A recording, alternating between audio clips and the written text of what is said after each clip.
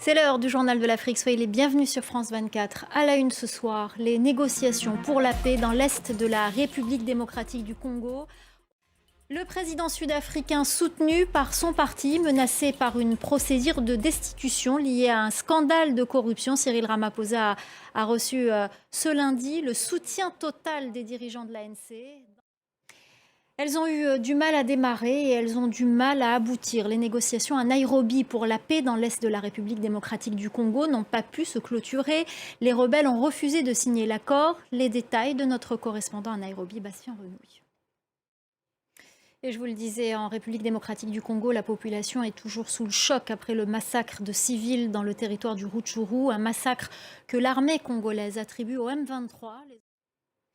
On en vient à cet accord au Soudan, un accord entre dirigeants militaires et civils. Il vise à mettre fin à la profonde crise politique. Il s'agit du premier accord depuis le coup d'État du 25 octobre 2021. Florent Rodeau. Ces condamnations au Tchad dans ce procès de masse, un procès à huis clos. Un tribunal a condamné à 3 ans de prison ferme.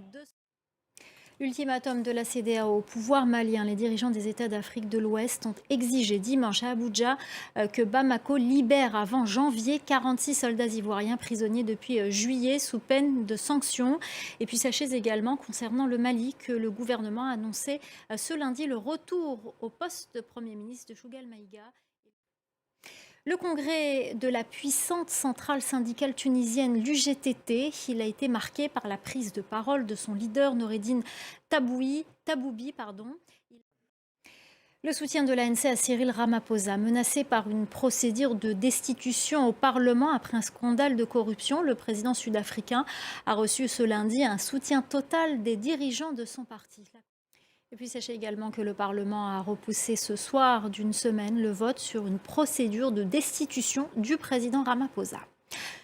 La Coupe du monde de football, le Sénégal s'est incliné face à l'Angleterre 3-1. La déception était grande pour les Lions et leurs supporters. Écoutez-les au micro d'Elimanda. Voilà pour la déception, mais il reste encore des Lions dans la compétition, les Lions de l'Atlas. Ils n'ont pas dit encore leur dernier mot. Le Maroc affrontera l'Espagne demain en 8e de finale. Direction le Ghana, où la start-up Swoove tente de révolutionner la façon dont les PME effectuent leur livraison. La start-up met en lien des PME et des sociétés de commerce en ligne avec des prestataires de services logistiques. Caroline Lambolé. Voilà, c'est la fin du journal de l'Afrique. Restez avec nous, l'info continue sur France 24.